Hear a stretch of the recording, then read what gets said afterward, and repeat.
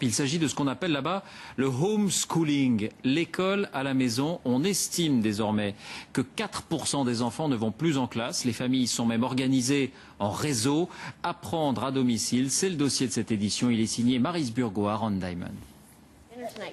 Dans la famille Donnelly, les enfants ne vont pas à l'école, mais ça ne veut pas dire qu'ils n'apprennent rien. Au contraire.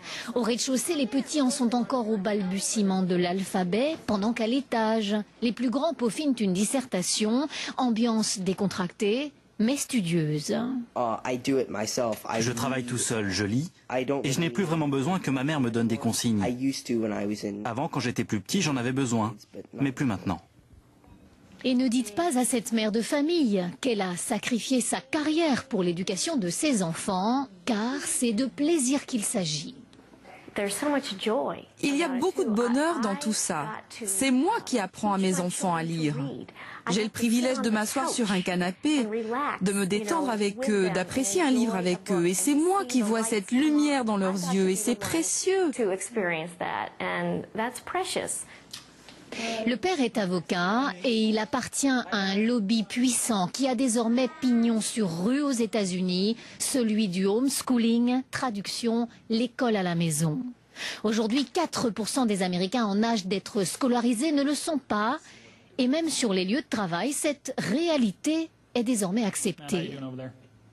Cet homme emmène chaque jour l'un de ses enfants au bureau, il lui enseigne les maths et l'anglais, tout en activant ses réseaux pour faire avancer la cause du homeschooling. Nous militons pour que les parents puissent éduquer leurs enfants librement, sans contrôle inutile du gouvernement. Nous pensons que ça marche mieux et on existe pour s'assurer que ceux qui veulent imposer des réglementations sur le homeschooling ne réussissent pas. Un lobby efficace puisque l'instruction hors de l'école est légale dans tous les États américains et les parents sont d'ailleurs très peu contrôlés. Cette mère de famille a déjà retiré son fils aîné de l'école. Elle envisage la même mesure pour sa fille. Selon elle, l'école publique américaine se dégrade et se résume avec ces quelques mots. Moquerie, brimade, compétition.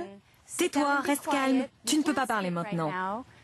Tony travaille donc désormais avec sa mère et les centaines de sites internet sur le homeschooling sont une aide précieuse.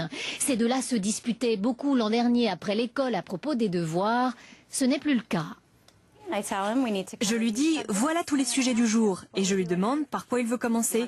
Tu veux travailler ici, à la bibliothèque, dehors? Tu veux le faire plus tard? Et généralement, à la fin de la journée, on a tout fait. Tout est fini avant le retour de l'école de ma fille.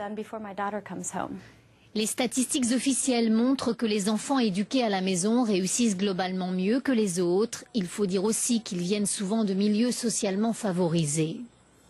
Mais les détracteurs du homeschooling dénoncent quand même un système qui isole les enfants. Faux, disent ses partisans. La preuve, ces ateliers, ils réunissent régulièrement parents et enfants, adeptes de l'école à la maison.